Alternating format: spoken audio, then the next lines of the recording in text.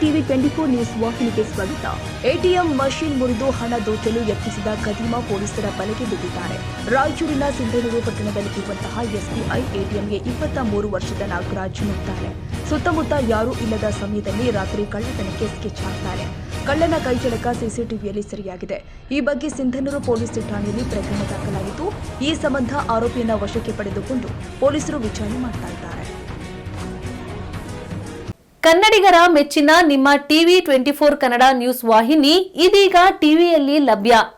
ಕರ್ನಾಟಕ ಮತ್ತು ದೇಶ ವಿದೇಶದ 360 ಡಿಗ್ರಿ ಸುದ್ದಿ ಹಾಗೂ ಉತ್ತರ ಕರ್ನಾಟಕ, ಬೆಳಗಾವಿ, ಬಾಗಲಕೋಟೆ, ಧಾರವಾಡ, ಹಾವೇರಿ, ಗದಗ, ಬಿಜಾಪುರ ಜಿಲ್ಲೆಯ ಕ್ಷಣ ಕ್ಷಣದ ವಿವರವನ್ನ ಪಡೆಯುವುದಕ್ಕೆ ಟಿವಿ 24 ಕನ್ನಡ ನ್ಯೂಸ್ ವಾಹಿನಿಯನ್ನ ಲೈಕ್ ಮಾಡಿ, ವಿಡಿಯೋಗಳನ್ನ ಶೇರ್ ಮಾಡಿ, ಕಮೆಂಟ್ ಮಾಡುವ ಮೂಲಕ ನಮ್ಮ ವಾಹಿನಿಗೆ ಸಹಕಾರ ನೀಡಿ ಮತ್ತು ಚಾನೆಲ್ ಅನ್ನ ಸಬ್ಸ್ಕ್ರೈಬ್ ಮಾಡಿ. Thank you.